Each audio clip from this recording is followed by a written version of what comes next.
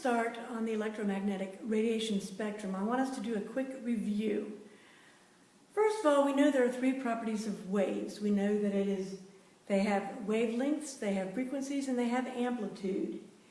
We know that the wavelength and the frequency move opposite of each other. So if we have a big wavelength, we've got a low frequency, and vice versa.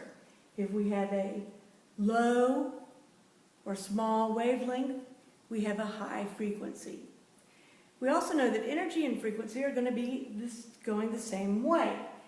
If we have a lot of energy, high energy, it's going to be a wave with high frequency. So the higher the frequency, the higher the energy. Visible light is the light and colors that we see, and we know that those are Roy G. Biv. We also know that red has the biggest wavelength, and they get progressively smaller as we move up, with violet having the smallest wavelength.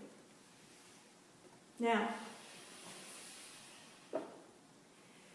the electromagnetic radiation spectrum. Light is a form of radiation. It's a form of energy called electromagnetic radiation. We can shorten that to EM radiation. There are 7 forms of EM radiation. All forms of EM radiation are energy. All forms travel in waves, and all forms of EM radiation move at the speed of light.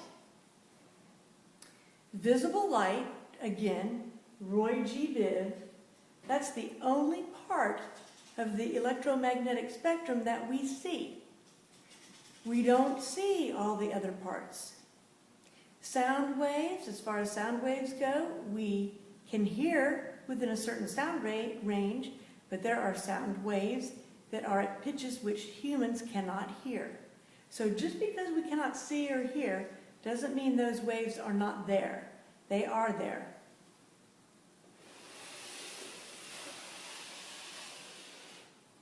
Now, you have your paper that's got the electromagnetic radiation spectrum drawn in waves. This is the same thing, I just don't have it drawn in waves.